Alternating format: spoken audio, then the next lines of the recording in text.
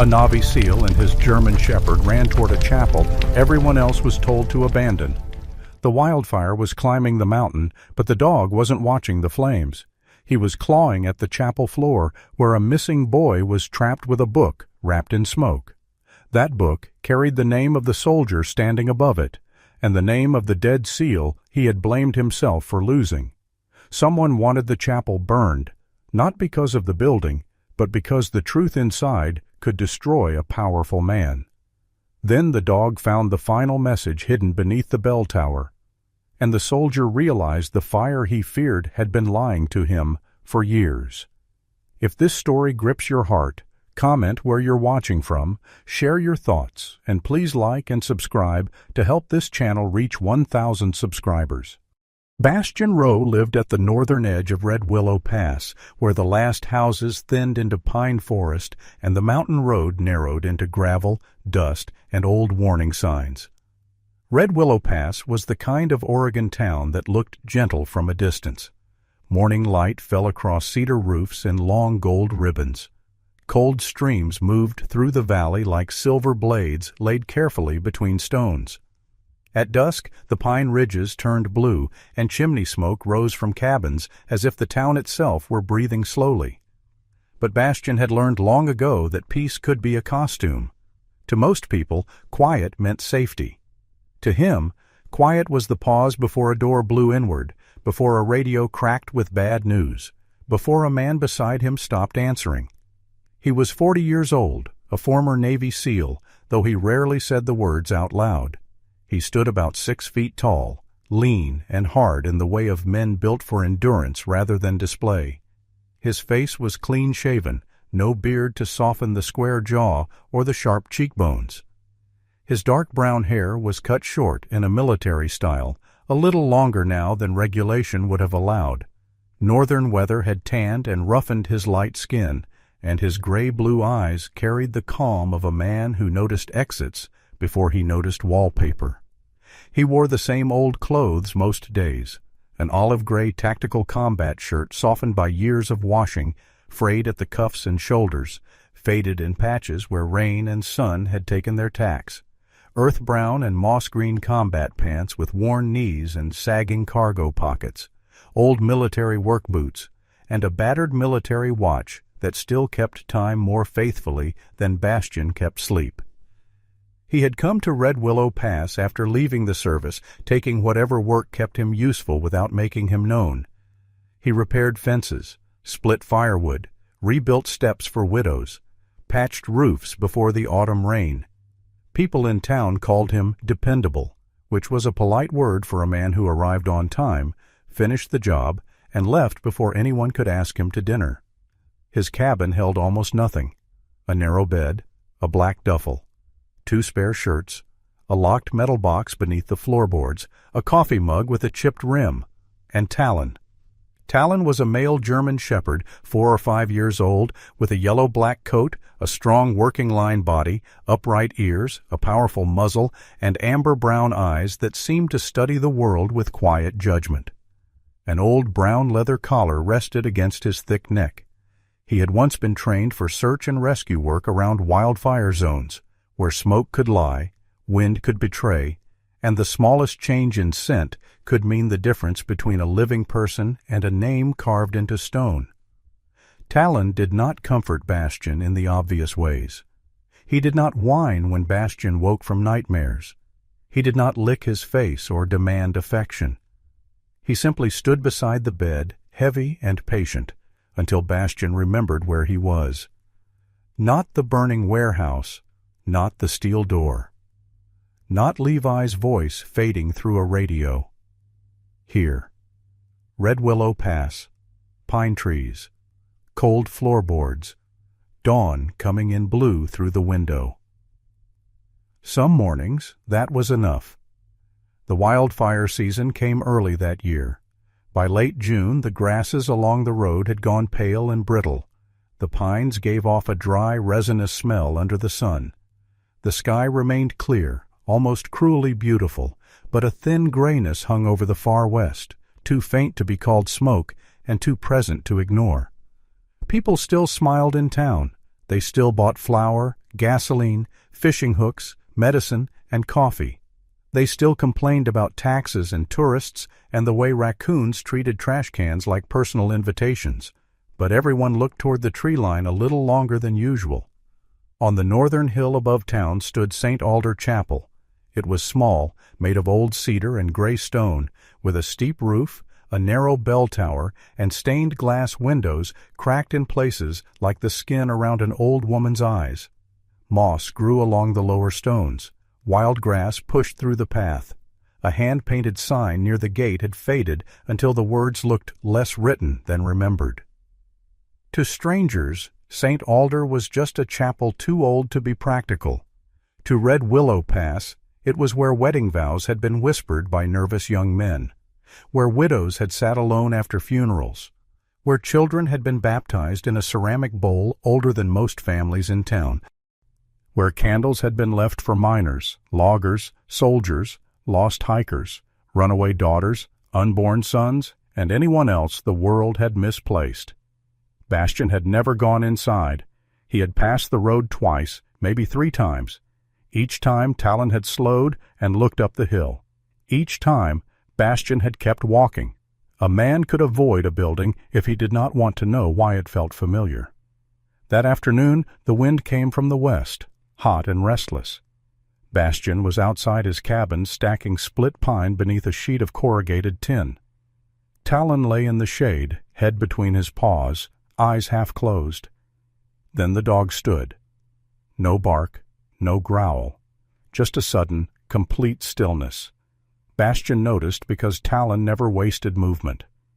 The German shepherd lifted his head toward the north hill, ears sharp, body angled toward St. Alder. His nostrils moved once, twice. Then his head tilted, as if listening to something too thin for human hearing. Bastian set down the piece of wood in his hand. "What is it?" Talon did not look at him. Then Bastian heard it. A bell, thin, far away, trembling. One note, carried across the valley and gone almost before it became sound. Bastian straightened. The air moved over his skin, but not hard enough to ring a tower bell. The pines barely shifted. No storm wind, no church service, no reason. Talon stepped off the porch. "Talon," Bastian said. The dog stopped, but only because obedience lived deep in him. His eyes stayed fixed on the hill. Bastian stared at St. Alder Chapel, its little tower rising above the trees like a finger raised in warning. The bell did not ring again. That should have made it easier to dismiss. It did not. Bastian drove into town 10 minutes later, Talon in the passenger seat, windows down because the truck's air conditioner had died sometime before the Carter administration, according to the mechanic. At Witt's General Store, the owner was sweeping dust from the front step. Harvey Witt was in his late 60s, short and round through the middle, with a red face, white hair sticking out from beneath a baseball cap, and the good-natured suspicion of a man who had watched 3 generations of townspeople lie about whether they needed credit until Friday. He saw Bastian looking toward the hill and leaned on his broom. "You look like you swallowed a compass, Roe." "You hear the chapel bell?" Harvey blinked. "St. Alder?" Bastian nodded. "Nope." Harvey glanced toward the hill. "But if that bell starts ringing for unpaid electric bills, I didn't hear a blessed thing." It should have been funny. Bastian almost smiled. Then Talon, still sitting inside the truck, gave one low bark. Not loud, not frightened, insistent. Harvey's smile thinned. "That dog knows something?" "He usually does." The words came out before Bastian could stop them. He drove up the chapel road with Talon standing tense in the cab, paws braced, nose lifted toward the vents. Gravel popped beneath the tires. The pines thickened as the road climbed. The air smelled of warm sap, dry needles, old dust, and something else Bastian could not yet name. At the chapel gate, Edith Aldridge was locking the chain. She was 76, small and slightly stooped, with silver-white hair twisted into a low bun. Her wrinkled face had the fragile gentleness of old paper, but her eyes were bright and deep, as if someone had left a lamp burning behind them. She wore a blue-gray knitted sweater beneath a long taupe-brown coat, dark gray thick pants, dark brown winter boots despite the heat, and a pale cream scarf looped at her neck. She looked like a woman who had spent her life caring for things other people only remembered when afraid. She turned when she heard Bastian's truck. "Mr. Rowe," she said, surprised. "Ma'am." Talon, too. Her eyes softened at the dog. "He always looks like he knows whether people paid attention in Sunday school." Talon ignored the compliment. He was staring past her at the bell tower. Bastian stepped out. "Did someone ring the bell?" Edith's hand tightened around the key. "No." "You sure?" The old woman looked toward the tower. For a moment her face changed. Not fear exactly. Recognition. "There was a warning from County Dispatch," she said carefully. "Dry lightning sparked a fire near Cinder Ridge. They say it's still west of here. Far enough if the wind behaves." "The wind ever behave?" A small, sad smile touched her mouth. "Not when men make plans." Bastian studied her. "I heard the bell." Edith glanced at Talon, then back at Bastian. "Sometimes hot air moves through the tower vents. The wood is old. The rope catches. It can make the bell tremble." "That happen often?" "No." The answer came too quickly. Talon suddenly lunged toward the back of the chapel. Bastian caught the leash, but the dog pulled with controlled urgency, not panic. He dragged Bastian past the gate, around the side path where weeds scratched against old stone. Edith followed, breathing harder than she wanted to show. Behind the chapel, the ground sloped toward a line of brush and young pines. Talon stopped beside a clump of manzanita, lowered his muzzle, and began scraping at the dirt. "Talon," Bastian said quietly. "Easy." The German shepherd dug with short, precise motions. Not wild, not playful. Work. A thin layer of ash-colored soil shifted under his paws. Bastian crouched. There, half buried beneath dry needles, was a strip of blackened cloth. He picked it up carefully. The fabric was burned along one edge, but not fully consumed. He brought it close enough to smell. Kerosene. His chest tightened. For a moment the warm Oregon afternoon vanished. He was somewhere else, smelling fuel and hot metal, hearing Levi Sutherland's voice through static. "Bash, doors jammed." Bastian closed his fist around the cloth. "No, not there. Here." Edith whispered, "What is it?" Bastian rose slowly. This didn't come from dry lightning. The old woman looked toward the trees, and something ancient seemed to pass over her face. Someone came before the fire. Before Bastian could answer, tires crunched on the gravel road.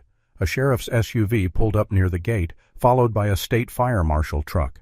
Sheriff Willa Carden stepped out first. She was 49, sturdy and practical, with moderately broad shoulders and a mature, angular face marked by responsibility and fatigue. Her dark brown hair, streaked with a few silver strands, was tied low. She wore a tan sheriff shirt beneath a dark brown duty jacket, dark tactical pants, black duty boots, and a full duty belt. Her cool brown eyes took in the scene fast: Bastian, Edith, Talon, the disturbed earth, the cloth. "What are we looking at?" she asked. Bastian held up the fabric. Willa did not reach for it immediately. "You found that here?" Talon did. From the second vehicle came Fire Marshal Malik Porter, 44, about 5'11", with a solid build, medium brown skin, very short-cropped hair, and dark eyes that missed very little. His beige field shirt showed beneath a yellow earth fire-resistant jacket. Dark fire-resistant cargo pants and heavy work boots made him look less like a bureaucrat than a man who had walked through enough ash to distrust everyone's first version of a story. He took the cloth using a gloved hand and smelled it once. His expression did not change. "Could be old," Malik said. "Could be," Bastian replied. Malik looked at him. "People get jumpy in fire season. They see patterns in everything." Bastian nodded. He had no interest in proving himself to a man doing his job. "Then test it." Sheriff Willa's gaze moved to Talon. "Your dog trained?" "Search and rescue. Fire zones." That shifted something in Malik's face. Not belief yet, but respect reluctantly opening one eye. Edith touched the chapel gate. "Marshal, if someone set something near St. Alder—" "If," Malik said. "We'll know after we examine it properly." Talon turned away from them. All four humans fell silent because the dog had gone still again. He stood before the chapel door now, body rigid, head tilted upward toward the bell tower. The old building seemed to hold its breath. Heat shimmered over the roof. Somewhere far west, a column of smoke had begun to rise, faint but real, like a dark thought forming behind the hills. Then the bell trembled, not a full ring, a soft, wounded vibration, barely sound at all. But Talon heard it first. His ears snapped forward. Bastion heard it next. Edith closed her eyes as if someone had spoken a name she had been trying not to remember. Sheriff Willa frowned. Malik looked sharply up at the tower. "There's no wind," Willa said. Edith's voice dropped so low that Bastion almost missed it. "The last time it rang like that," she whispered, "a man disappeared in the forest, and before he vanished, he left a name." Bastion turned toward her. "What name?" Edith looked at him. Her lips parted, but whatever answer lived there trembled and would not come out. Then the town siren screamed from the valley below. One long wail, then another. The wildfire warning. Talon barked once at the chapel door, sharp and urgent, and Bastion, standing between the old woman, the skeptical marshal, and the chapel that seemed to remember more than any building should, felt the quiet inside him split open like dry timber catching flame. The siren did not stop after the first wail. It rose again from the valley below, long and raw, rolling across Red Willow Pass like an animal warning its young to run. The sound moved through the pines, struck the chapel stones, and seemed to settle in Bastion Rowe's chest. Sheriff Willa Carden lifted her radio before the echo faded. "Dispatch, this is Carden. Confirm the alert level." Static answered first. Then a woman's voice cut through, clipped and tense. "Cinder Ridge fire jumped east drainage. Evacuation advisory expanding to North Sector. Repeat, North Sector is now advisory. Staging at Red Willow School." Fire Marshal Malik Porter looked west. Beyond the ridge, the smoke column had thickened. It was no longer a faint stain behind the hills. It had shape now, a dark shoulder pushing upward into the blue. "Wind shifted through the canyon," Malik said. His voice stayed controlled, but his eyes changed. Not good. Edith Alderidge stood near the chapel gate, one hand on the chain, the other pressed to her pale cream scarf as if holding herself together by the throat. The old woman looked smaller under the siren, her blue-gray sweater and long taupe-brown coat stirred by a restless breath of hot air. Bastion folded the kerosene-stained cloth into a clean bandana and handed it to Willa. "Evidence," he said. Willa took it, sealing it in a small plastic bag Malik gave her from his truck. "And you're going downhill." Bastion looked at Talon. The German shepherd stood at the chapel door, yellow-black coat bristling slightly along the shoulders. His amber-brown eyes were not on the smoke. They were on the road down toward town, then back to the chapel, as if measuring two dangers at once. "Talon," Bastion said quietly. The dog came, but not willingly. He obeyed because obedience was a language carved into him. Still, every few steps he looked back. By the time they reached Red Willow School, the town had begun changing from a place into a wound. Pickup trucks lined the road with tailgates down. Families carried medication bags, photo boxes, blankets, water jugs, and pets in plastic carriers. A little girl cried because her father would not let her bring a jar of tadpoles. A rancher opened a livestock trailer while two goats argued with fate by headbutting the ramp. Smoke had not reached the schoolyard yet, but the smell of fire had, dry, bitter, metallic at the edges. Beside the gymnasium, Dr. Cassia Monroe had already built order out of panic. She was 36, slim but strong in the way of women shaped by work rather than mirrors. Her chestnut brown hair was tied low at the nape, and her cool gray-green eyes moved quickly from animal to animal, wound to wound, risk to risk. She wore a light gray thin turtleneck beneath a dark olive veterinary parka, dark jeans, brown waterproof leather boots, and an olive canvas medical bag slung across her shoulder. A smear of ash marked one cheek, though the fire had not yet reached town, which told Bastian she had already been close enough to trouble to touch it. She knelt beside an elderly spaniel trembling in a crate. "Tell Mrs. Keene to keep him shaded and give him water in small amounts," Cassia told a teenage volunteer. "Not a whole bowl at once unless she wants panic and vomit in the same 5-minute window." The boy nodded, wide-eyed. Cassia looked up when Talon approached. Her face softened for half a second. "Well," she said, "there's the only professional here who won't lie about what he smells." Talon sniffed her sleeve once, accepted her existence, and looked away. Bastian almost smiled. That's high praise from him. "From me, too." Cassia stood. "You were up at St. Alder?" "Briefly." "Then you know this is getting ugly faster than County wants to admit." Before Bastian could answer, a woman screamed a name across the schoolyard. "Tucker!" The sound was not loud in the ordinary sense. It was deeper than loud. It cut through engines, radios, barking dogs, crying children. People turned because every parent knew that sound, even if they had never made it. Near the front steps, a woman in her early 40s staggered between groups of evacuees, clutching a folded denim jacket to her chest.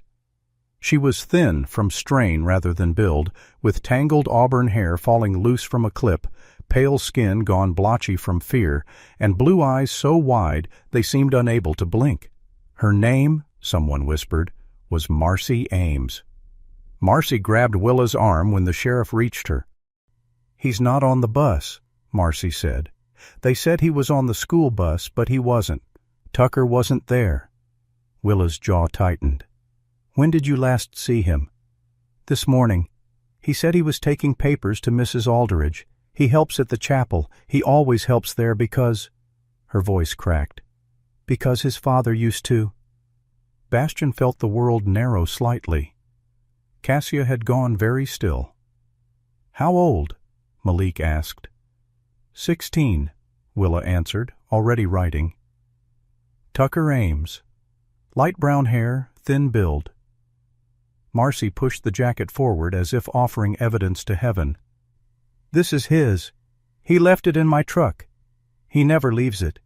He gets cold even in July, silly boy." Her attempt at a laugh broke before it became sound. Talon stepped closer. He did not jump, did not bark. He simply lowered his nose toward the jacket. Marcy froze. Can he find him?" Cassia looked at Bastian. Bastian looked at Talon. The dog inhaled once, then again. His ears snapped forward.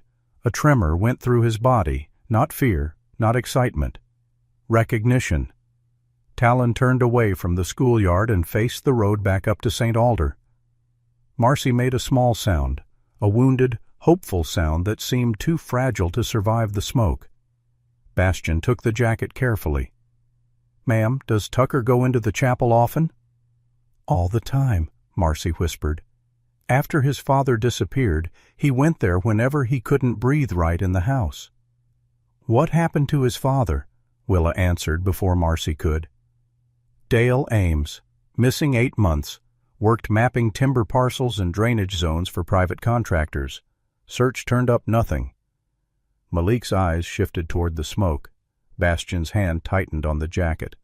Talon pulled once against the leash. There it was, the rehook no one could name aloud. The dog was not following panic, and he was not following smoke. He had caught the scent of a boy who should have been on a bus, and that scent pointed back toward the one place everyone had just been told to leave.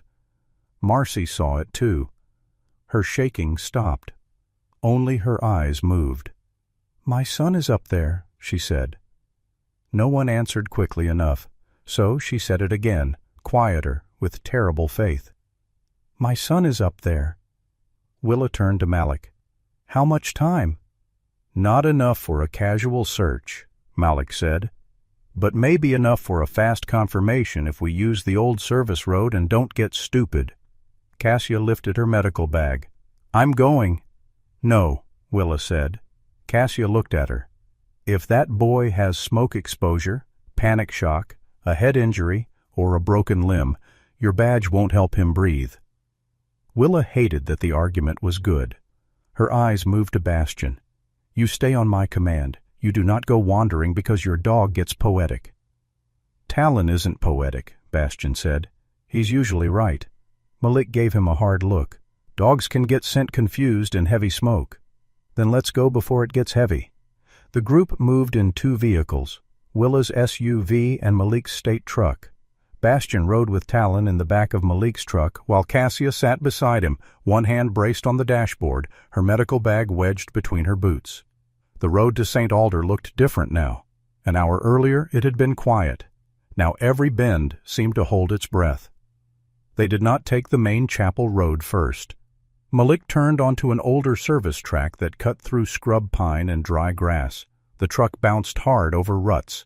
Dust rose behind them like pale smoke. Halfway up, Talon barked. Bastian tapped the cab. Stop. Malik hit the brakes. What?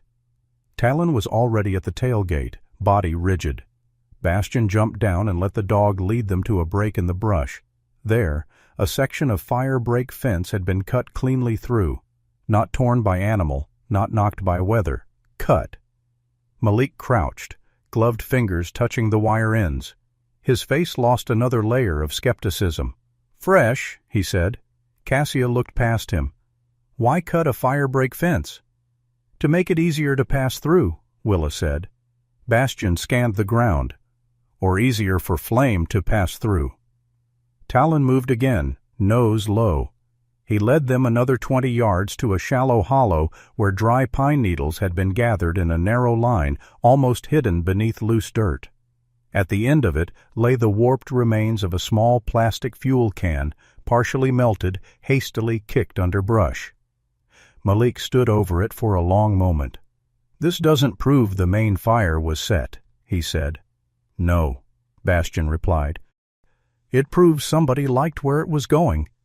No one had a clever answer for that. The closer they came to St. Alder, the more the air changed. Smoke threaded through the trees now, thin but real, enough to scratch the throat. The chapel appeared through the pines, still standing, still quiet, its old cedar walls warm in the strange orange light. The side door was open. Willa drew her pistol but kept it low. Malik raised a hand, listening. Cassia pulled a small flashlight from her bag. Bastian gave Talon slack. The German shepherd did not charge inside. He entered low and controlled, pads silent on the wooden floor. The chapel smelled of dust, old wax, cedar, damp stone, and new smoke. Rows of narrow pews stood beneath cracked stained glass. A faded runner led to the pulpit. On the left wall hung memorial plaques. On the right, a small shelf held half-burned candles left by people who had prayed for the living, the dead, and the undecided. Talon moved down the center aisle, then turned sharply toward the pulpit. He stopped at an old rug before the altar. Not decorative, Bastian realized. Placed. Talon pawed once. Bastian knelt and pulled the rug aside. Beneath it was a square hatch of dark wood with an iron ring. Cellar? Willa asked. Archive cellar, Cassia said. Edith mentioned it once, said it hadn't been used much in years. Malik crouched. If it's sealed, oxygen could be low. Cassia shone her flashlight along the floor near the wall. Dust shifted faintly beside a narrow stone vent half hidden behind a storage box. There's airflow, she said. Small, but there. Bastian gripped the iron ring and pulled. The hatch rose with a groan. A breath came up from below, cold, damp, edged with smoke. Then they heard it. A cough. Small. Human. Alive. Tucker! Willa shouted. Another cough answered. Then a weak voice. Here! Marcy's face flashed through Bastian's mind, that terrible faith in her eyes. He tied a rope around his waist while Malik anchored the line. Cassia handed him a flashlight and a damp cloth. "Don't be heroic," she said. "That advice ever work?"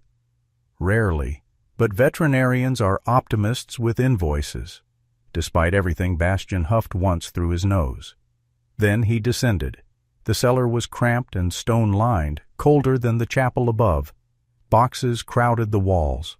Old files, candle crates, wrapped ledgers, broken chairs, bundles of cloth. Smoke hung in a thin layer near the ceiling, but the lower air was breathable. The vent had saved the room from becoming a tomb. "Tucker!"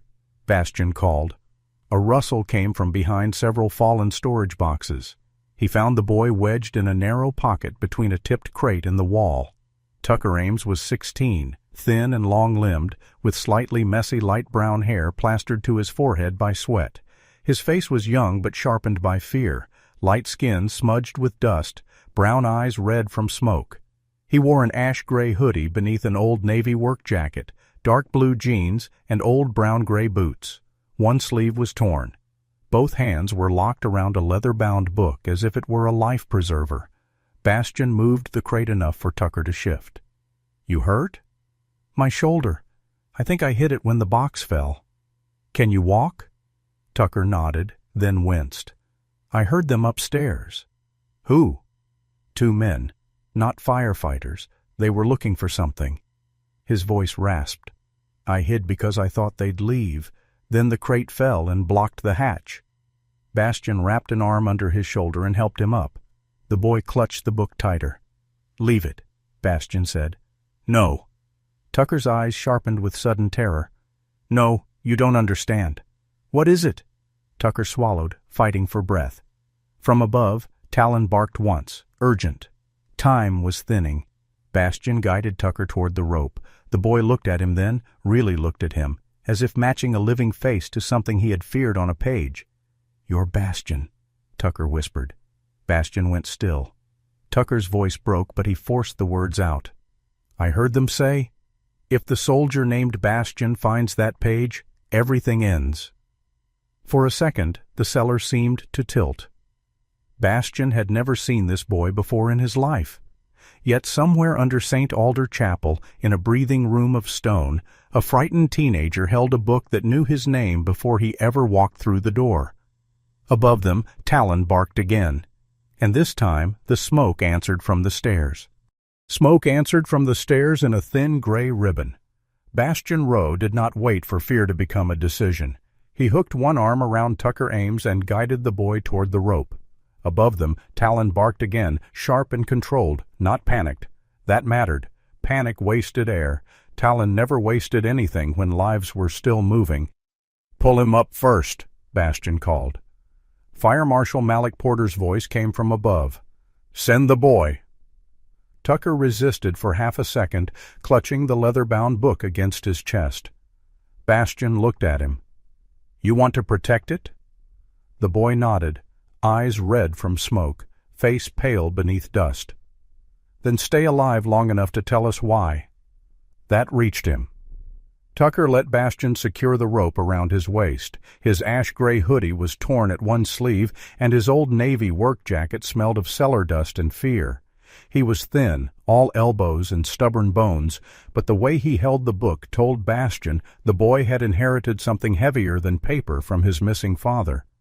Malik and Sheriff Willa Carden hauled Tucker up. Cassia Monroe leaned over the hatch, her cool gray-green eyes sharp with worry, her olive medical bag already open beside her. "Bastian," she called, "your turn." He took one last look around the cellar. Stone walls, old boxes, candle crates, wrapped ledgers, a narrow vent half hidden behind a shelf, letting in just enough air to keep the room from becoming a grave. Then he climbed.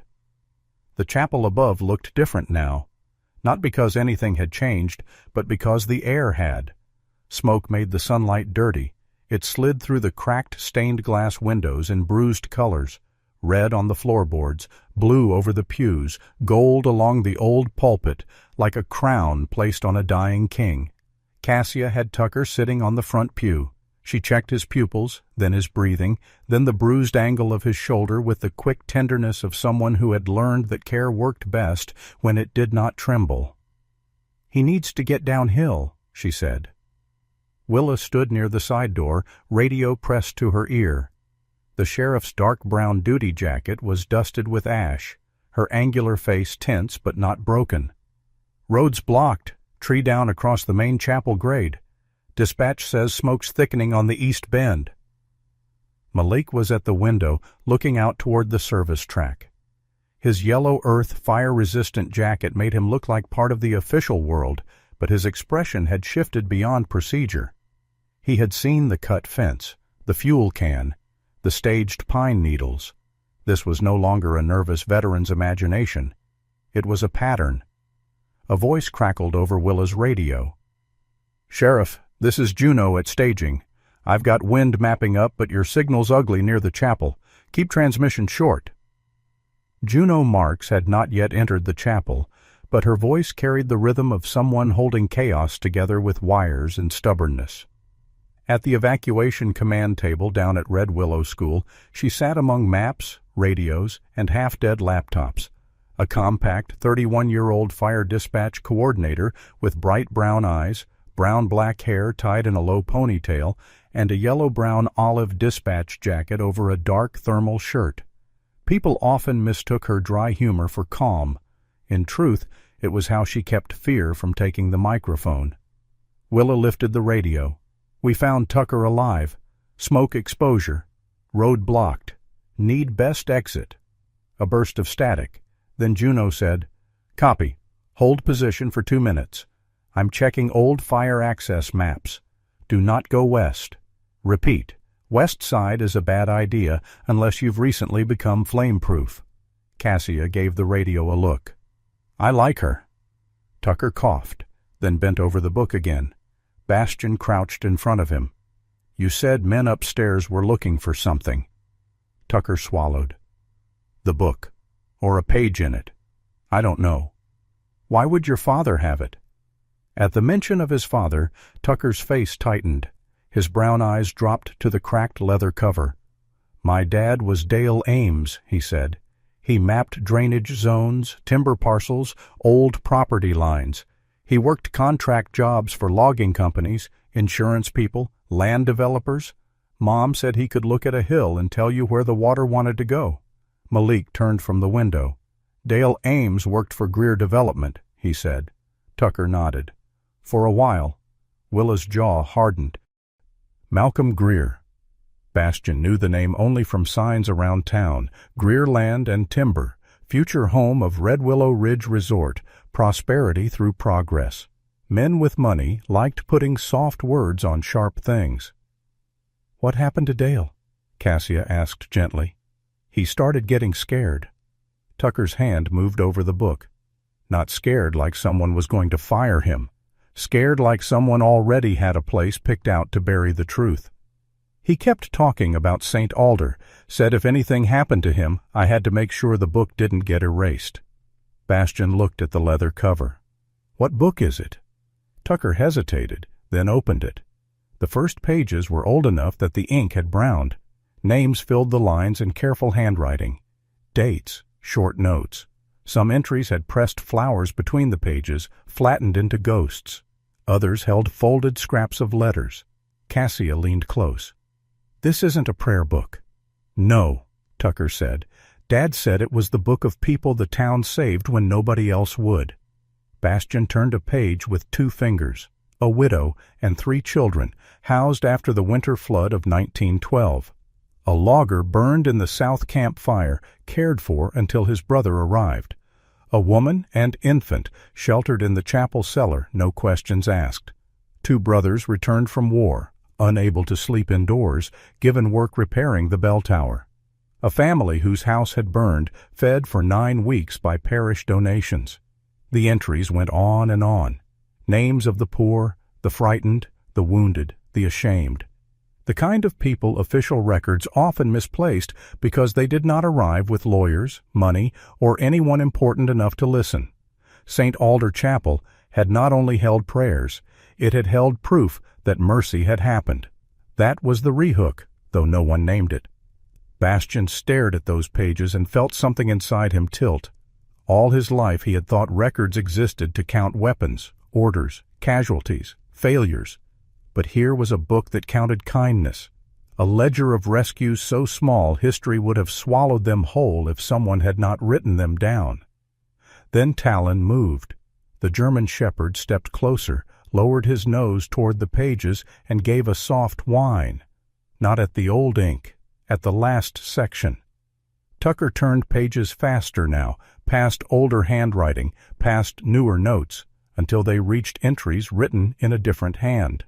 Tighter, more technical. Dale Ames, Bastian guessed. A man who mapped land and danger both. There were notes about property lines around St. Alder Hill, notes about fire breaks, notes about Greer development. Then Bastian saw the name, Levi Sutherland. The chapel seemed to lose sound. He did not touch the page at first.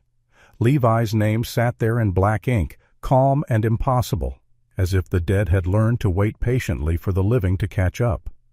Bastian heard again the roar of the warehouse fire overseas, saw the orange glare under the steel door, felt his gloved hand slipping on a handle too hot to hold, heard Levi's voice through radio static, steady even while everything burned.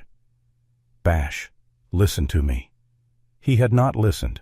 Not really. He had been too busy trying to get the door open, too busy failing. Cassia noticed his face change. Bastian? He read the line beneath the name. Levi Sutherland came to St. Alder before deployment. He left a sealed message for Bastian Rowe.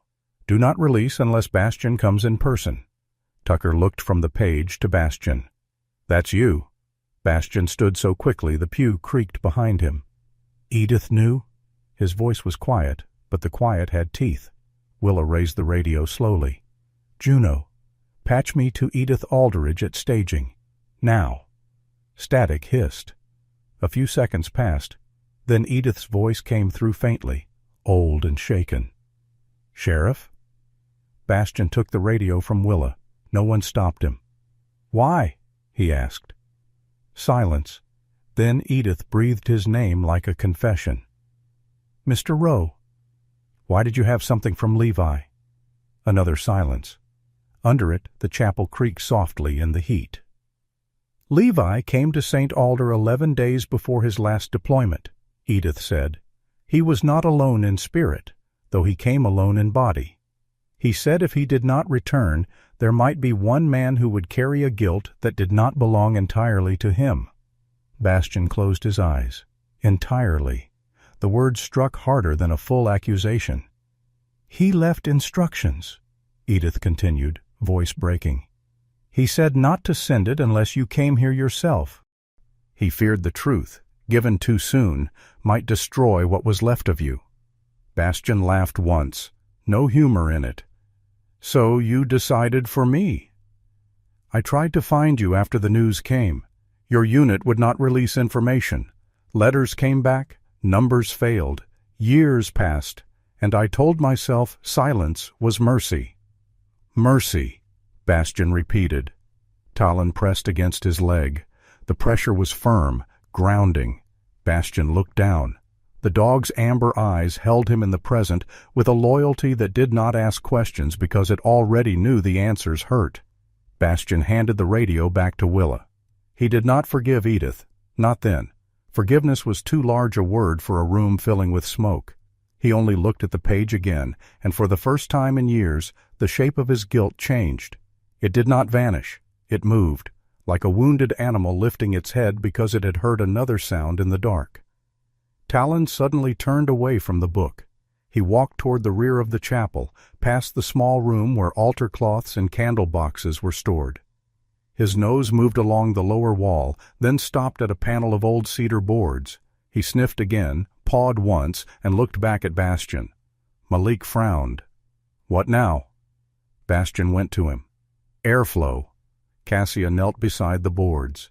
He's picking up cold air. And paper, Bastian said. Old paper, dry stone behind this wall. Willa looked at the smoke slipping under the side door. Please tell me we are not renovating during a wildfire. Bastian pulled his knife and worked it into a rotten seam. The first board cracked loose. Malik joined him with a pry bar from his truck kit. Together they removed enough wood to reveal a shallow stone hollow. Inside sat a copper tube sealed with dark wax, a small fireproof metal box, and half of a photograph. Bastian picked up the photograph last. Levi Sutherland stood before St. Alder Chapel. Younger than Bastian remembered him in death, yet older in the eyes. He was 39 in that last season of his life, lean and compact in an old olive tactical combat shirt and earth-brown combat pants, clean-shaven, angular-faced, short, dark brown hair neat under the sun. His gray-blue eyes were warmer than Bastian's had ever been, carrying the faint smile of a man who could joke before a mission and still notice when someone else was afraid. Behind him, the chapel bell tower rose against a clear sky. On the back of the photograph, in Levi's handwriting, were 8 words. Tell Bastian the door was never his failure. The floor seemed to move beneath Bastian. Not enough for others to see. Enough for him. Cassia read the words over his shoulder and said nothing. That was one of the first things Bastian respected about her. She did not rush to fill sacred pain with cheap comfort. Tucker wiped his eyes with the back of one dirty hand. My dad found that after he started working on the old property files. He said it proved the chapel was tied to something bigger than land. Willa turned sharply toward the window. A low engine sound rose outside, then another. Not fire engines, smaller, rougher. A TV's. Malik killed the flashlight beam. Cassia pulled Tucker down behind the front pew.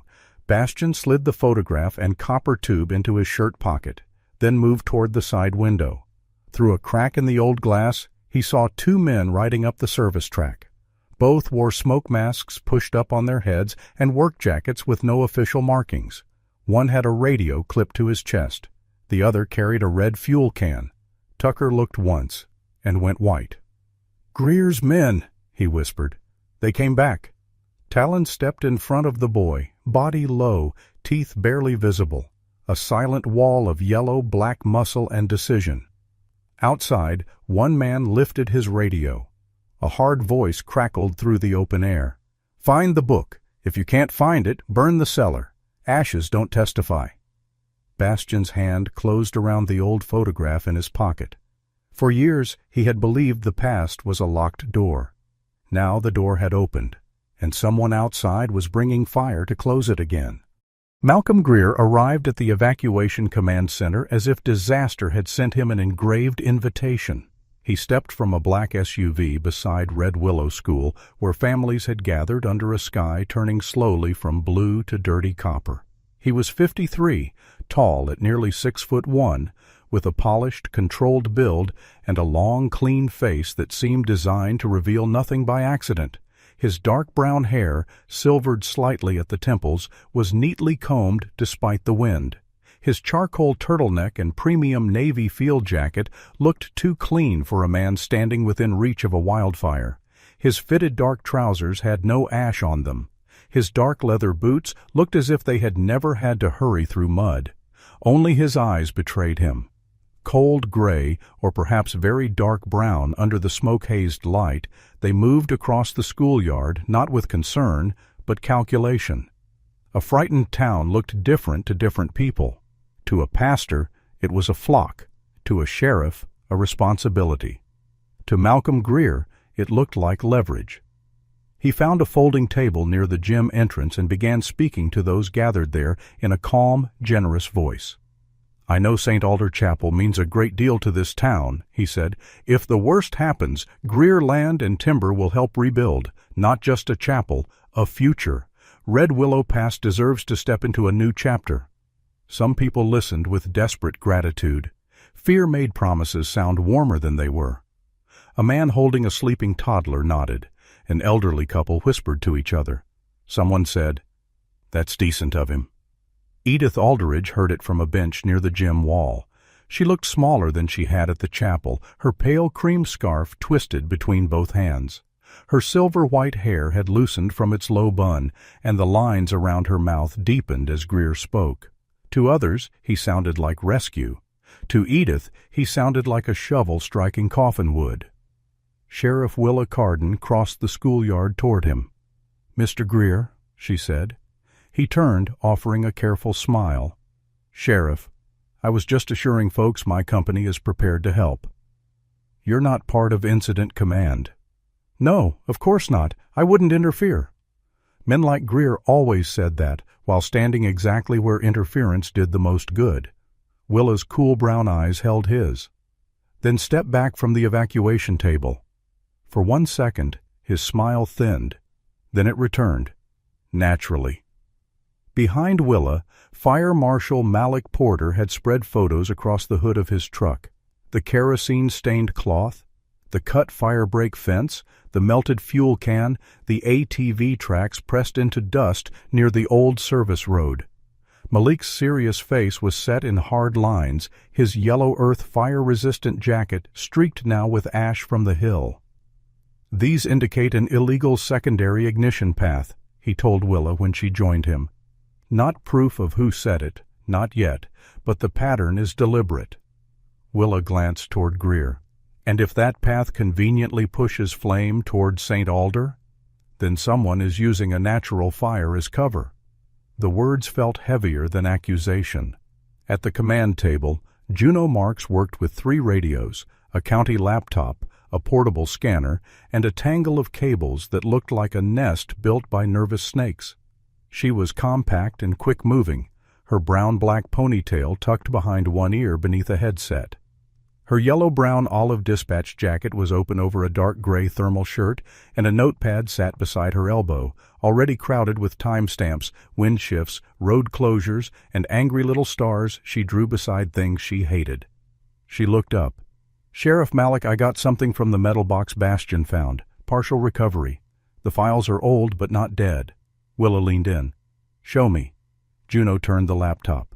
Property overlays, historic deed scans, firebrake maintenance records, and this. She clicked a distorted audio file. A man's voice came through, low and strained beneath static. "This is Dale Ames.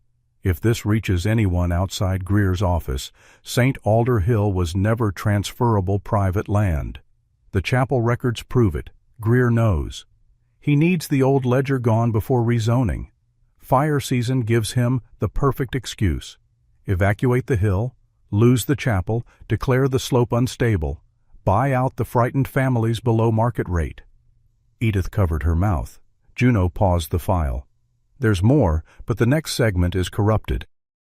It mentions Levi Sutherland, a military contractor, and payments routed through a shell company connected to Greer's father." Malik looked sharply at the screen. "Can you restore it?" "I can try, but I'm working with a laptop that overheats if I insult it too loudly." Willa's radio cracked before anyone could answer. Bastion's voice came faint and low. "Sheriff, 2 men at the chapel, unmarked, 1 carrying fuel. We're inside with Tucker." Willa straightened. "Can you exit?" "Negative. Smoke on the side door. They're between us and the service track." Malik grabbed his helmet. "I'm going up." Willa caught his arm. Not alone.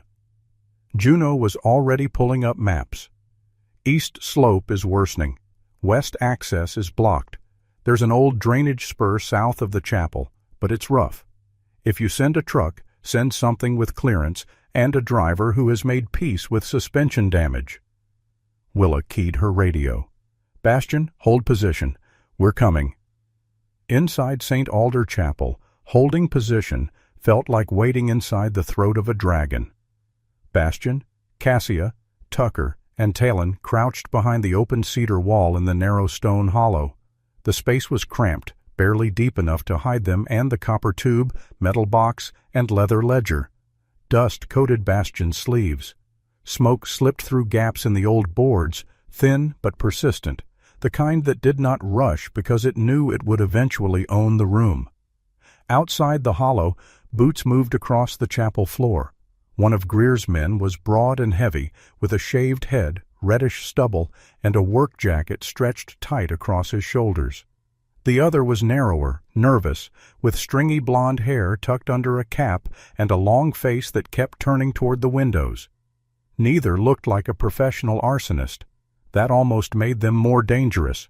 Amateurs with fear in their pockets made stupid choices quickly. The broad one spoke into his radio. "We found the hatch." A voice answered, distorted but firm. "The book first." Tucker clutched the ledger to his chest. His thin body shook, but his brown eyes remained fixed on Bastian, as if the former SEAL were a wall that could decide not to fall. Cassia pressed a damp cloth into Tucker's hand. Her own face stayed calm, but Bastian saw how carefully she breathed. She understood animals in distress, and people were only animals with better lies. Talon stood in front of the boy, yellow-black body low, amber eyes burning in the dimness. His teeth showed just enough to be a promise. Bastian could take the two men. That was the simple truth. He saw it in pieces. The distance, the loose stance of the nervous one, the heavy one's right knee favoring old damage, the radio clipped too high, the fuel can set within reach. A fast strike. Control the wrist. Drop the knee.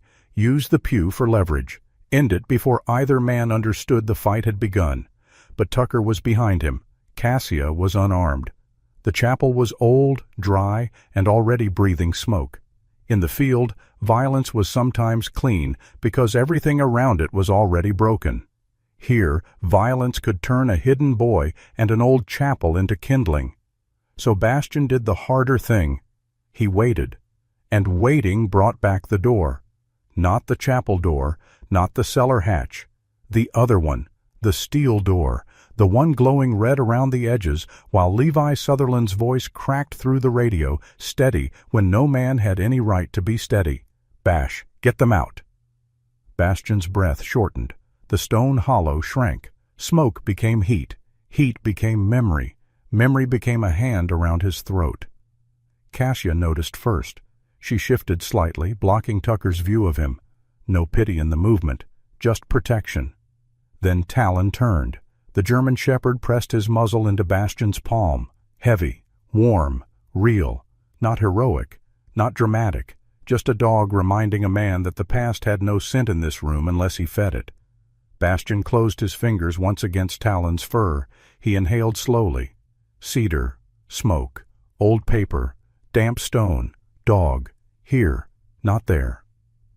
Outside the hollow, the nervous man kicked aside the rug near the pulpit. "Nothing but boxes down there," he muttered. The broad man answered, "Then we burn the boxes." Cassia's eyes sharpened. The nervous man laughed weakly. "You sure Greer wants us lighting up a church? He wants the records gone. You want to argue with him?" There was a pause. Then the broad man said into his radio, "If we don't find it in 5, I'm torching the lower room. It'll blend once the ridge fire hits." Tucker made a small sound. Bastian put one finger to his lips. The boy swallowed the rest of his fear, and that tiny act of courage made Bastian's chest ache more than any wound. Down at the command center, Juno cursed softly at the laptop. The corrupted file stuttered, flashed, and opened another fragment of Dale Ames's audio. Dale's voice returned, thinner this time, like a man recording near a window he feared might break. "Greer isn't just after acreage.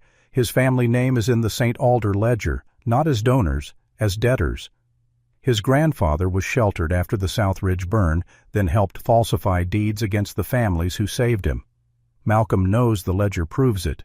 He isn't only buying land, he's erasing shame."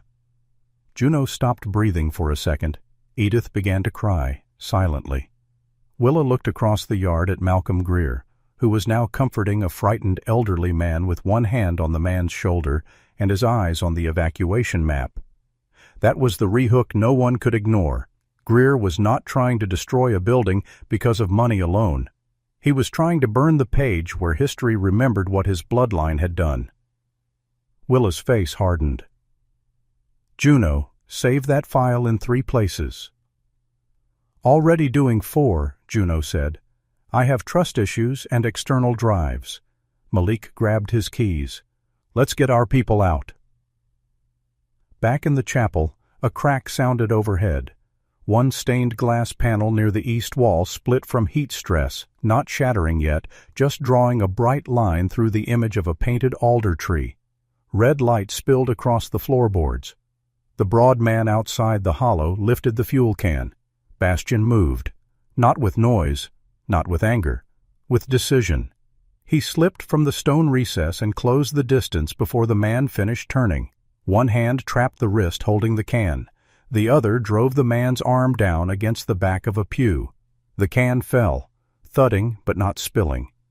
The nervous man reached for something at his belt, but Talon erupted from the opening with a low, thunderous growl that froze him so completely he stumbled backward into the pulpit steps.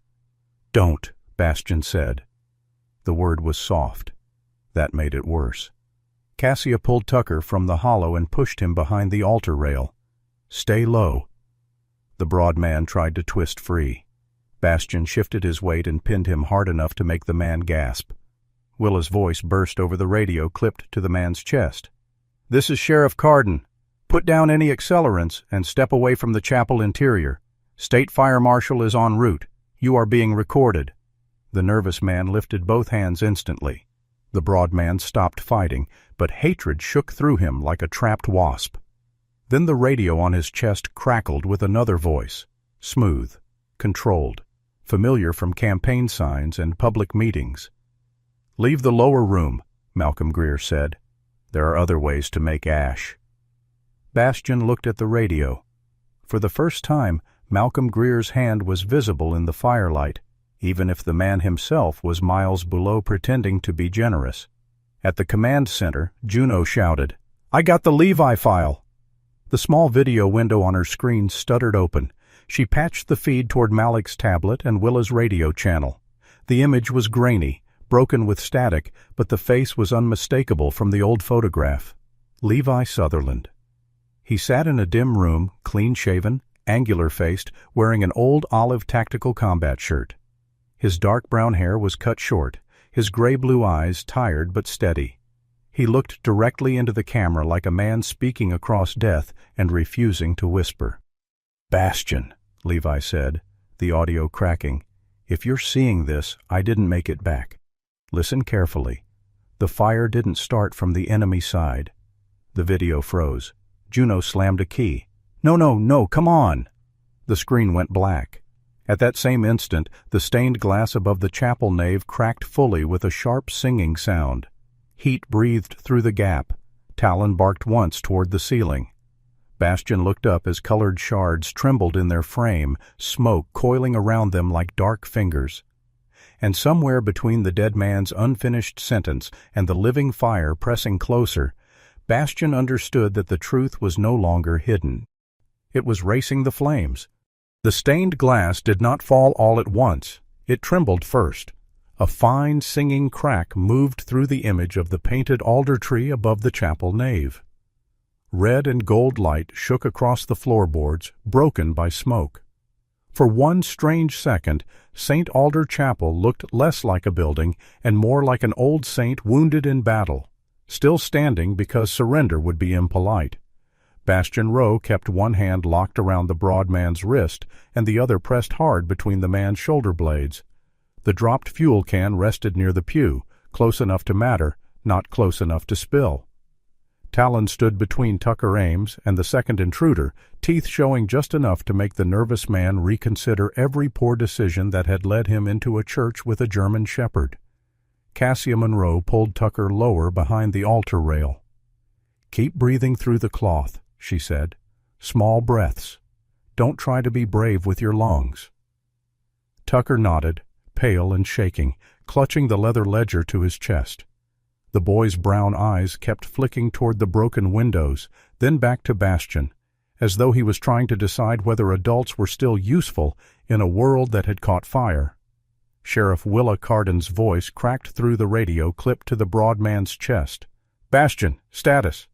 "Two detained," Bastian said, pressing the man harder into the pew when he tried to move. "No spill. Smoke increasing. Heat on east wall." Fire Marshal Malik Porter answered next, breath rough with movement. "We're on the south spur. Tree down on main access. Crews are cutting a line, but you need out now." Bastian looked toward the side door. Smoke pushed beneath it in a steady gray crawl. Outside, the fire had not yet swallowed the chapel, but it had begun testing every weakness. Then Talon turned away from the men. That frightened Bastian more than a growl would have. The German shepherd lifted his head toward the narrow stairway leading to the bell tower. His yellow-black coat rippled along the shoulders. His ears pointed upward. He inhaled sharply, once, then moved. "Talon!" Bastian called. The dog did not stop. He trotted to the stairwell and looked back only once. Amber-brown eyes bright through the smoke. Cassia saw it too. "He's got something." "We don't have time for something," Willa snapped through the radio. Bastian secured the broad intruder's hands with a length of old bell rope Malik had left near the wall during the earlier search. The nervous man needed no tying. Talon had already persuaded him that stillness was the finest moral position available. "Cassia," Bastian said, "watch Tucker." "You say that like I was planning to juggle lanterns." Despite the heat, despite the danger that almost cut through the darkness in him, Bastian followed Talon up the narrow stair. The tower stairs were steep, barely wide enough for his shoulders. Old cedar boards creaked beneath his boots. Smoke climbed with him, but thinner here, dragged upward by the strange draft through the tower vents. The air smelled of hot wood, metal, old bird nests, and something else Talon had found before Bastian could name it. Leather, wax, dry cloth, military canvas. Juno Marks spoke through Bastian's radio, her voice alive with static from the command center below. "Bastian, listen carefully. I've got a possible explanation for your bell. Wind from the canyon is pushing hot air through the upper vent. Old rope contracts and shifts when heated, especially if the pulley housing is warped. It could make the bell vibrate before humans hear it. Talon may be picking up the metal resonance earlier than you." "So not ghosts," Cassia said over the shared channel from below. "Not unless ghosts have excellent knowledge of thermal expansion," Juno replied. Bastian reached the tower landing. The bell hung above him, dark bronze, old as grief. It was not swinging, it was trembling, barely. A soft shiver moved through the metal whenever the hot draft entered the vent and tugged the frayed rope against the warped pulley. A warning, yes, but not magic. Something better, maybe. An old building telling the truth through physics because no one had listened to anything gentler. Talon stood with his front paws against the wooden brace behind the bell mechanism. He sniffed hard at a narrow gap between two beams, then pawed once. Bastian wedged his knife into the seam. The wood resisted. Then, with a dry pop, a small panel came loose. Inside sat a tin box wrapped in oilcloth and sealed with dark wax. For a moment, Bastian could not move. He had spent years believing the dead had finished speaking. He had built his life around the silence Levi Sutherland left behind. Now, in a smoke-filled bell tower, the silence had become a box small enough to fit in one hand. He broke the wax. Inside was half a page, folded with military precision, and a small brass key darkened by age. Bastian unfolded the paper. The handwriting matched the line from the ledger. "If Bastian Rowe ever comes to St. Alder, do not let him leave before he hears why I stayed behind." The words did not explain. They opened. Bastian gripped the railing. Below him, the chapel groaned in the heat. That was the re-hook, though it arrived quietly. Not a gunshot, not a scream, just one sentence from a dead man that changed the shape of every nightmare Bastian had carried.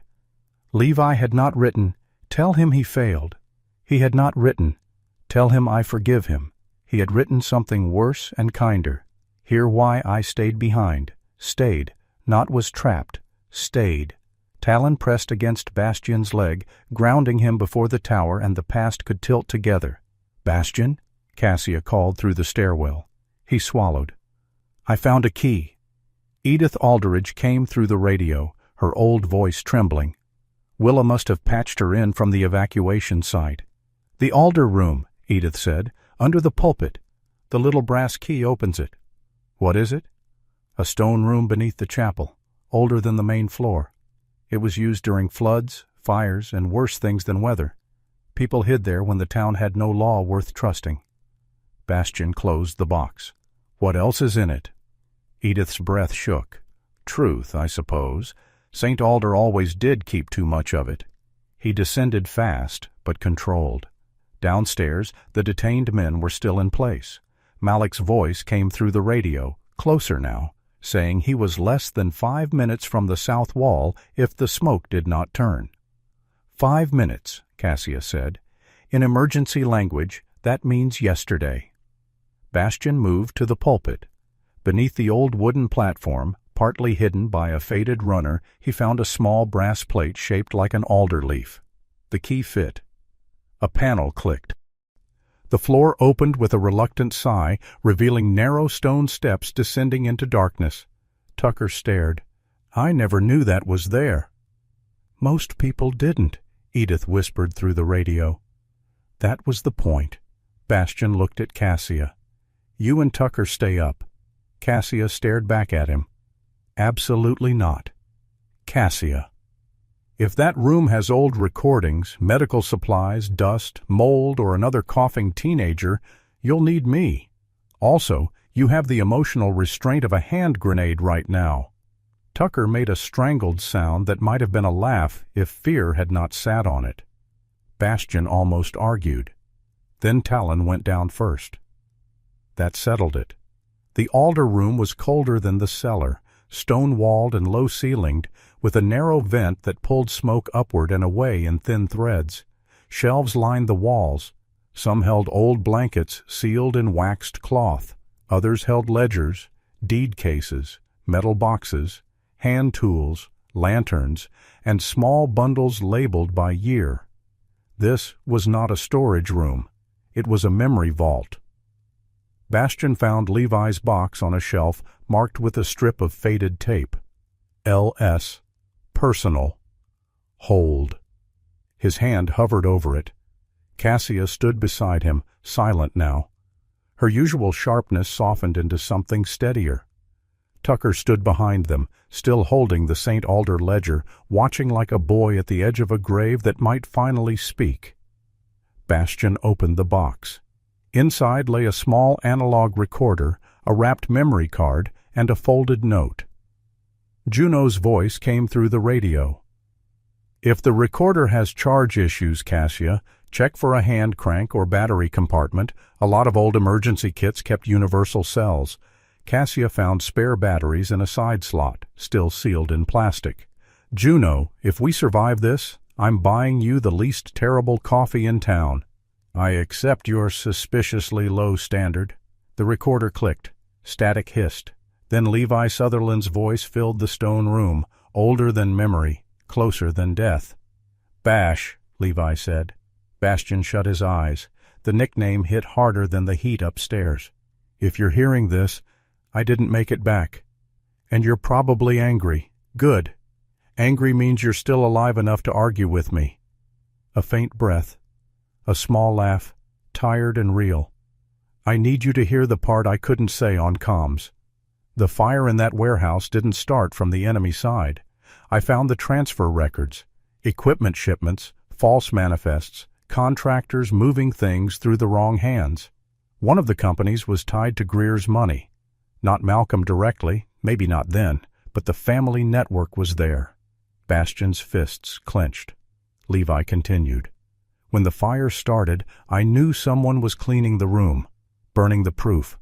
I locked the inner door from my side because if they got through, the data was gone. You tried to open it. I heard you. Every hit, every word. Bastian's breath broke once. Cassia did not touch him this time. She let him stand. I told you I was trapped because I knew you'd stay until you died with me, and I needed you to get the others out. So I lied. I stayed behind, Bash. I chose the door. You didn't fail it. The recorder crackled. Then Levi's voice lowered. You carried enough for other men. Don't carry this. If there's any mercy left in this world, let St. Alder give you that much. Tucker wiped his face silently. Bastian sat down on the stone floor because his legs no longer trusted him. For years, guilt had lived inside him like iron. Not hot anymore, just heavy. He had mistaken the weight for loyalty. He had believed that if he stopped carrying it, Levi would vanish completely. But Levi had not asked to be carried like a corpse. He had asked to be heard. The recorder clicked softly, still turning. Cassia crouched beside Bastian and placed one hand on his shoulder. "Now you know," she said. Her voice was not soft in the usual way.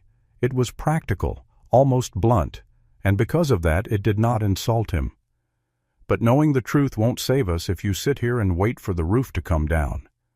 For half a second Bastian looked at her. Then, impossibly, a broken laugh left him. Small, rough, barely alive, but alive. Talon barked from the stairs, not once, 3 times, sharp, urgent, rising. The air changed before Bastian saw the smoke. It dropped lower, thicker, darker, crawling into the alder room from the upper doorway. Talon backed down 2 steps, then turned toward the storage wall, hackles up. Cassia stood. "That's not just outside smoke." Bastian grabbed the recorder, the memory card, the copper tube, and the ledger.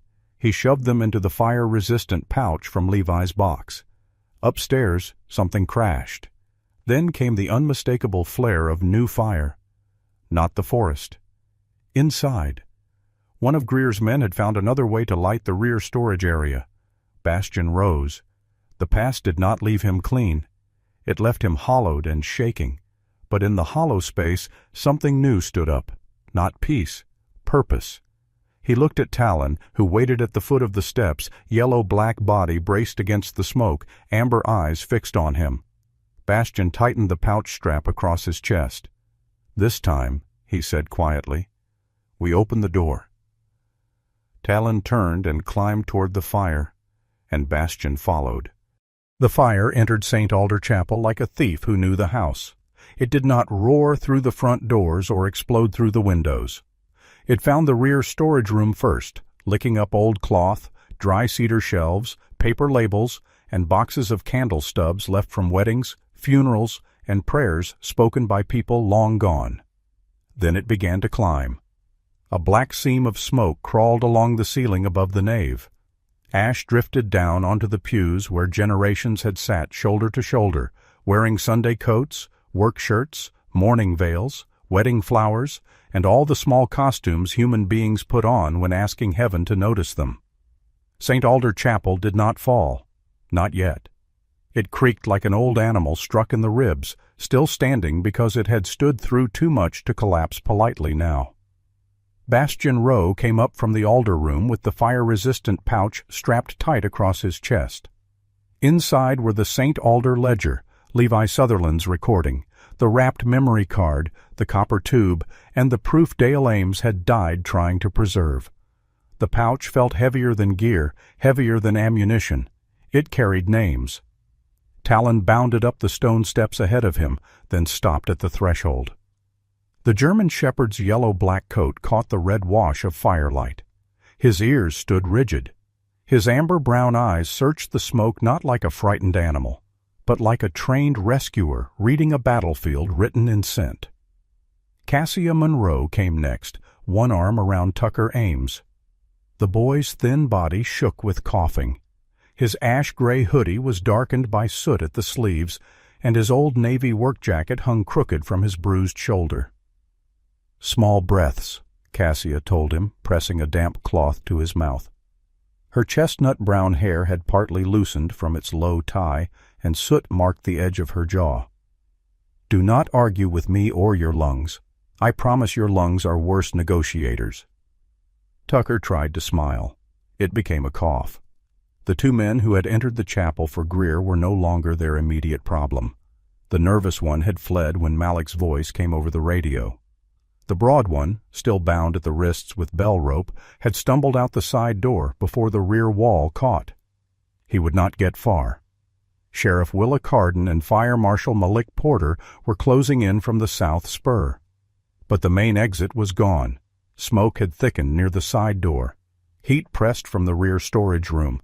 The front doors opened toward a draft that could turn the chapel into a chimney if handled wrong. Bastian looked toward the old pulpit. "The tunnel," he said. Cassia's eyes narrowed. "Please tell me this chapel doesn't have another secret underground room." "Not a room, an exit." Tucker lifted his head. "There's an old passage behind Alder Room.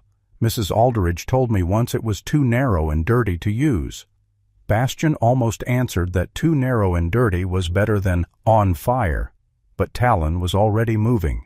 The dog went down the Alder Room steps again, nose low, not toward the recording shelf this time, but toward the back wall where cold air slipped through a stone seam. Bastian found the iron latch half hidden behind a stack of sealed blankets. He pulled. The old stone panel resisted, then opened with a grinding sigh. Beyond it waited darkness. Not clean darkness, not welcoming darkness. A low passage of stone, roots, dust, and old mountain breath. Cassia shone her flashlight in. "Historic, charming, and medically offensive," she said. "Let's go." Talon entered first. The tunnel forced them into a crouch. It sloped downward through the hill, following a line older than the chapel floor. The walls were rough stone, damp in places, dry and cracked in others.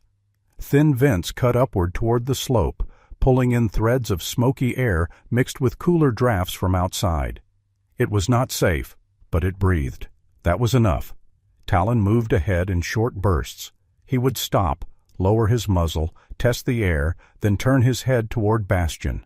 One bark meant wait. Two meant move. A low whine meant smoke pooling ahead. He was not guessing. He was reading the tunnel the way Bastian once read hostile ground. Cassia kept Tucker in front of her, one hand steady at the boy's back. "Almost there," she said. "You don't know that," Tucker rasped. "No, but patients walk better when lied to kindly."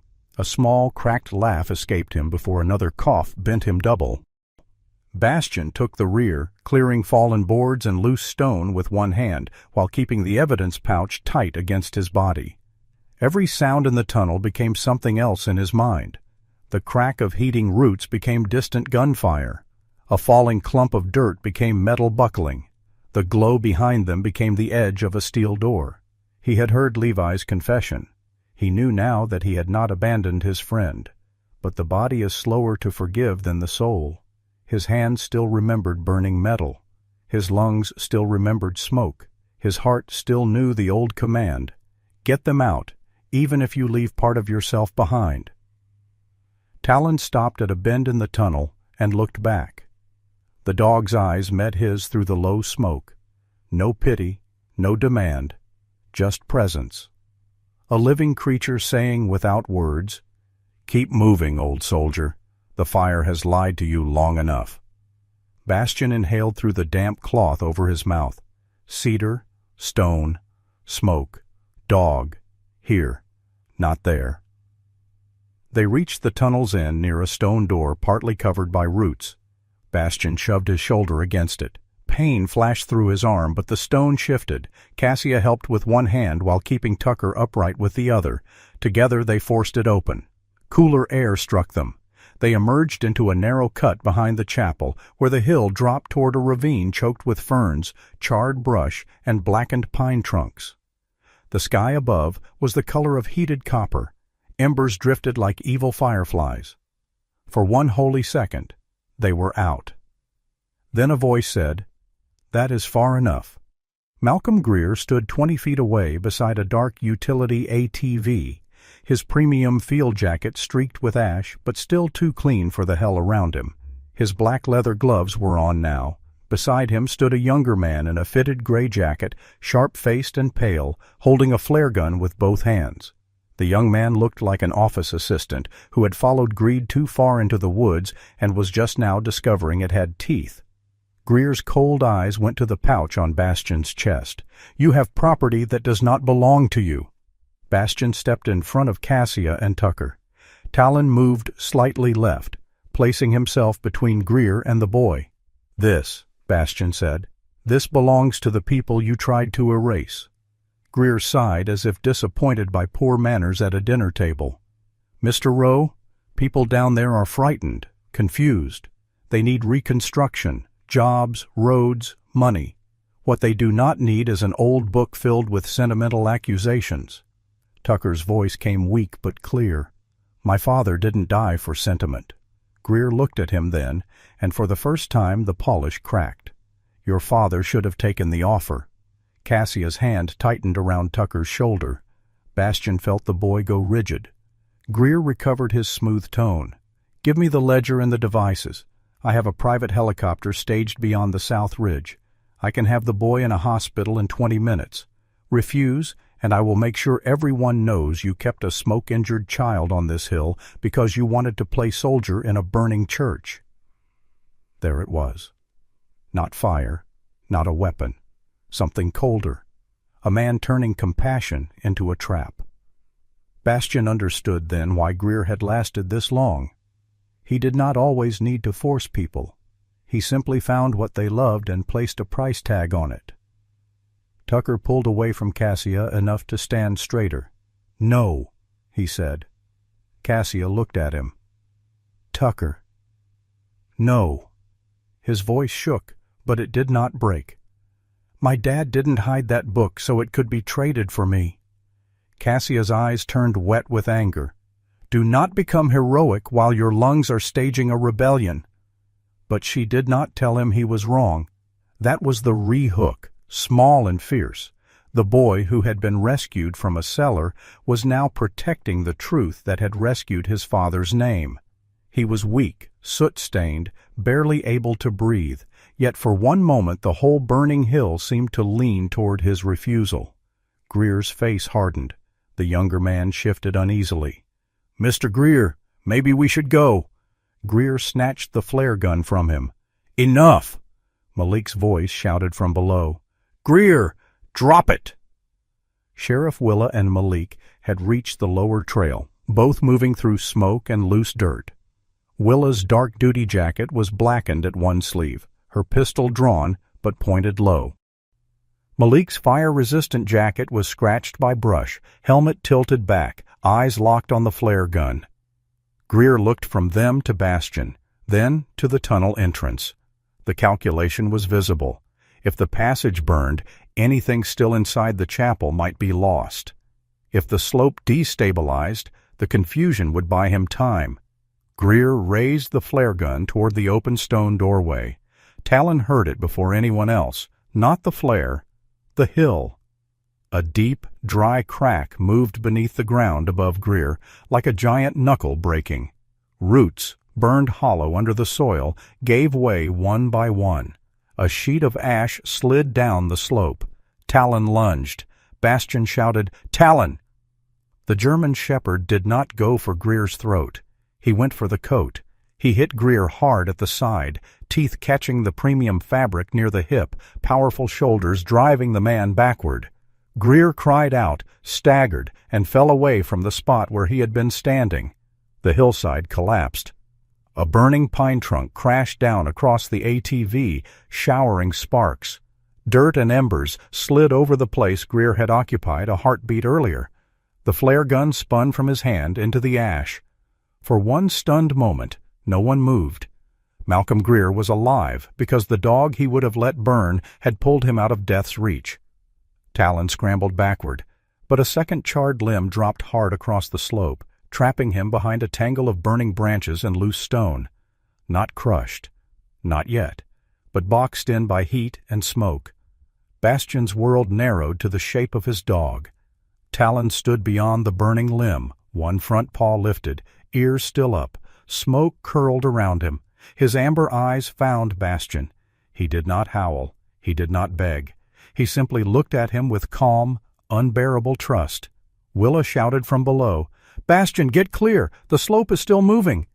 Cassia was dragging Tucker down toward Malik, her voice breaking as she called, "Bastian!"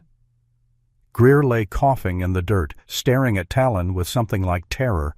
But not only terror. Shame had found him at last, ugly and unwanted.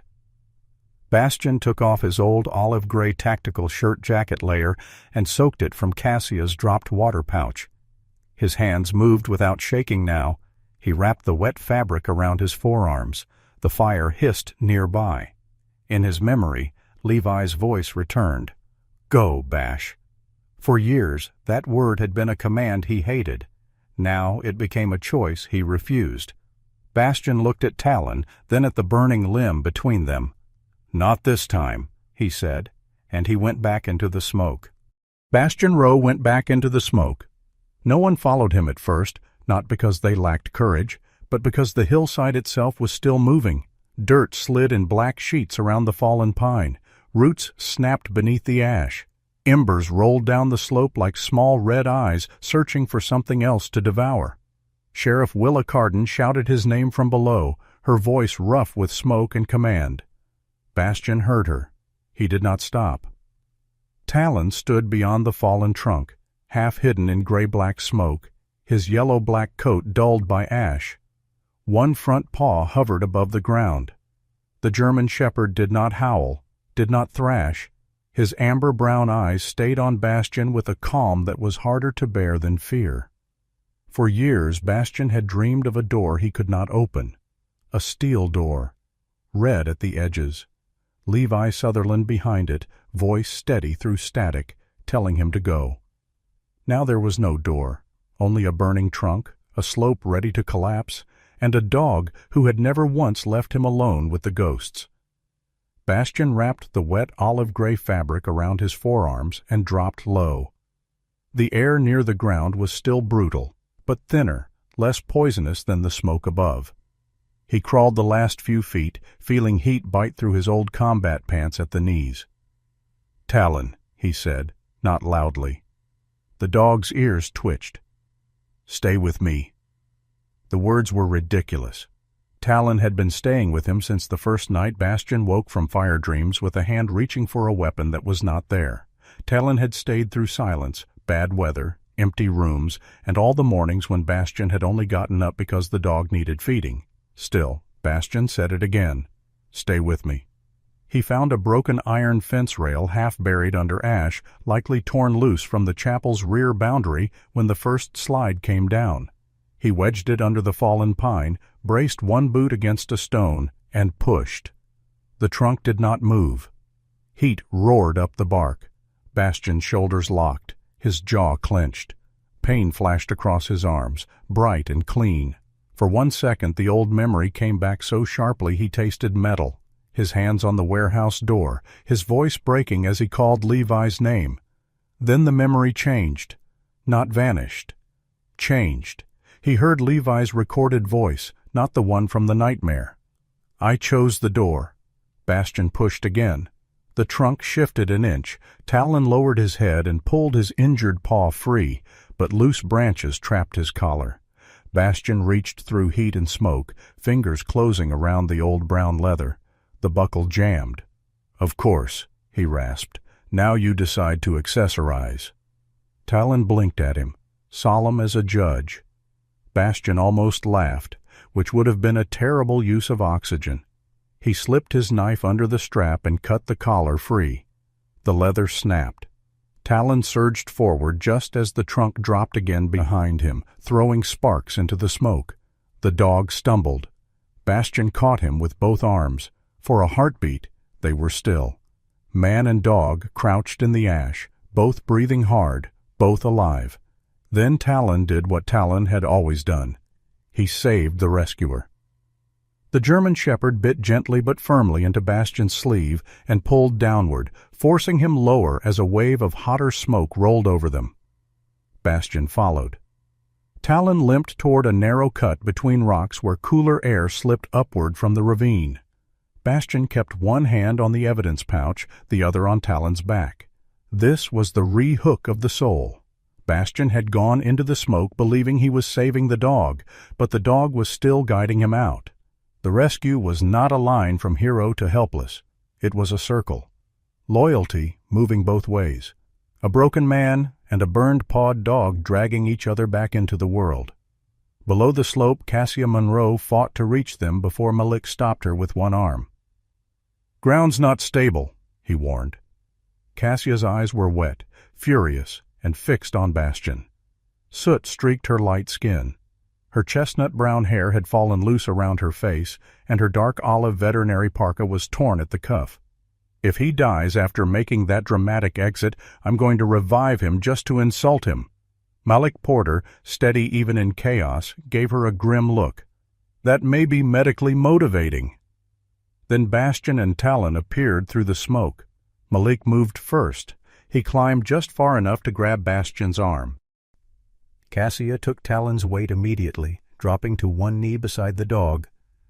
"Talon, hey, look at me," she said, her voice suddenly soft in a way Bastion had never heard. "You absolute noble idiot." Talon panted, ears still up. Bastion collapsed to one knee.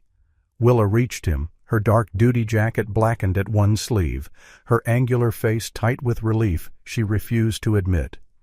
"You ever ignore an evacuation order like that again," she said, "I'll arrest you after the funeral." "Fair," Bastion managed.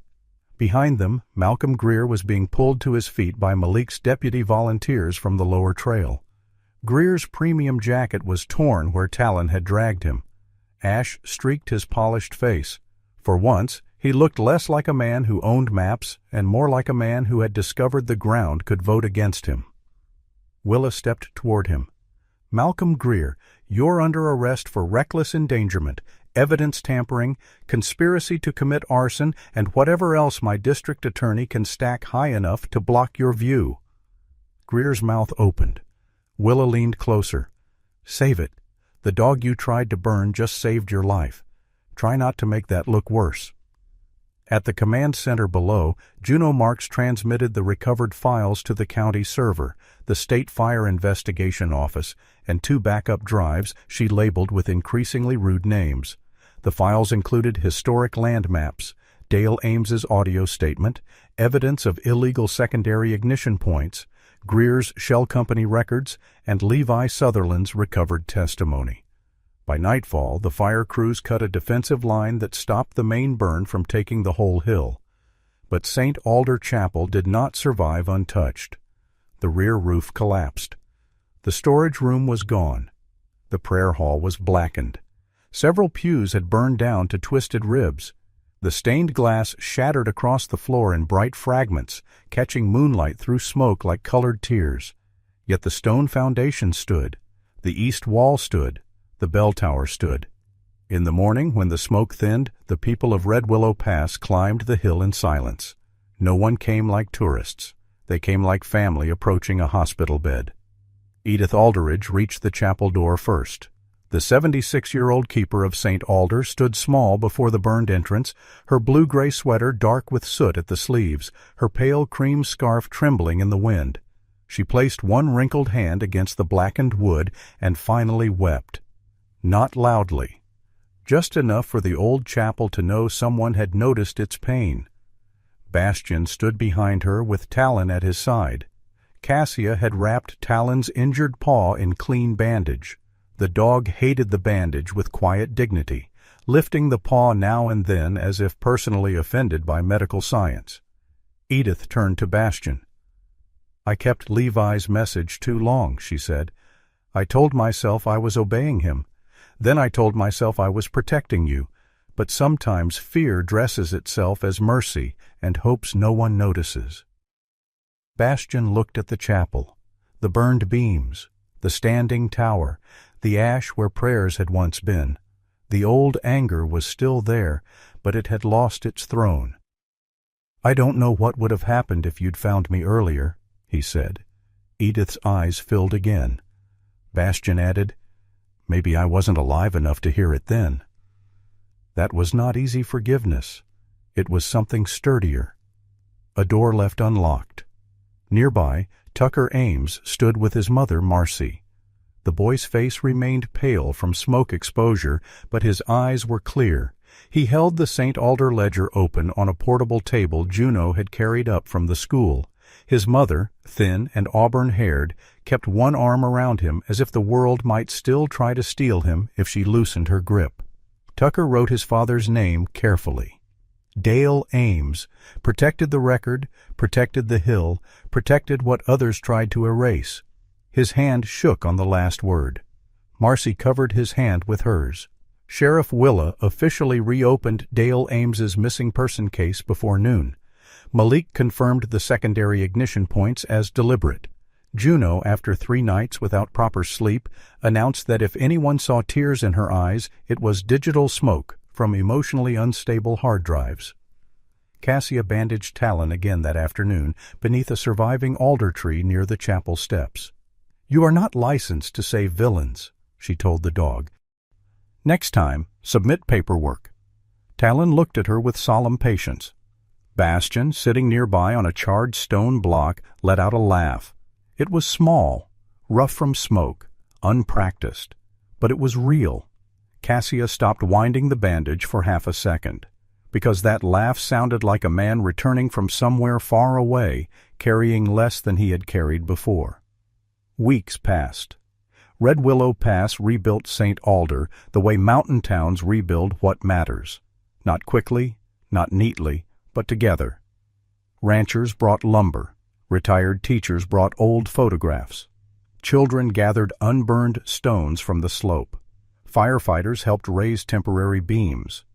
Edith organized names, stories, and tea with the authority of a queen whose kingdom had been singed but not conquered. Families who had nearly sold their land out of fear signed a petition protecting St. Alder Hill as community heritage ground. Greer's promises withered under evidence. His resort signs came down first. No one cheered when the workers removed them. The town had learned that silence could be stronger than applause. Bastion did not leave Red Willow Pass. He began helping Malik inspect old fire breaks and training search patterns with Cassia, Talon, and a few young rescue volunteers. He still woke some nights. Healing did not arrive like a parade. It came like rebuilding a roof, one beam, one nail, one morning without smoke in the throat. Children in town began calling Talon the Yellow-Black Sheriff. Talon accepted the title with suspicious grace, especially when snacks were involved. At sunset on the day the bell was rehung, the town gathered again at St. Alder. The chapel was not whole, but it was standing. New timber framed the rear wall. The stone foundation had been cleaned. The tower rose above the ridge, scarred but upright. Edith handed Bastion the bell rope. He hesitated. Then his hand closed around it. Talon sat beside him, bandaged paw forward, ears alert, eyes half-narrowed in the self-importance of a creature who knew very well that this ceremony lacked beef. Bastion pulled. The bell rang across the valley, not as a warning this time, as witness. It moved over the young pines, over the blackened slope, over the schoolyard where families had waited, over the road where fear had driven them downhill, over the town that had decided not to let its memory be sold. Bastion closed his eyes. He heard Levi then, not through fire, not through static, not as a command, as farewell. When the bell faded, Talon leaned his weight lightly against Bastion's leg. The man placed one hand on the dog's head. St. Alder had burned, but truth had stood, loyalty had stood, and somewhere inside Bastion Row, where ash had ruled for years, something green had begun, impossibly, to grow. Sometimes miracles do not arrive as thunder from the sky. Sometimes they come as a loyal dog refusing to turn away, an old chapel standing wounded but unbroken, a hidden truth surviving beneath ash, or a tired man finding the courage to walk back into the smoke one more time. Bastion thought the fire had taken the best part of him years ago. He believed guilt was the price of surviving. But God had not forgotten him in that burning place. The truth was waiting, the right people were waiting, and Talon was there to guide him back when his own heart no longer knew the way. That is often how grace works in our daily lives. God may not remove every fire before it reaches us. Sometimes He gives us strength to walk through it. Sometimes He sends someone loyal to stand beside us. Sometimes He lets an old wound open again, not to destroy us, but to finally heal what we buried too deep. If you are carrying guilt, grief, regret, or a memory that still burns quietly inside you, may this story remind you that your life is not over. The ashes are not the ending. God can still grow something green in the places you thought were lost forever. If this story touched your heart, please share it with someone who needs hope today. Leave a comment and tell us what part moved you most.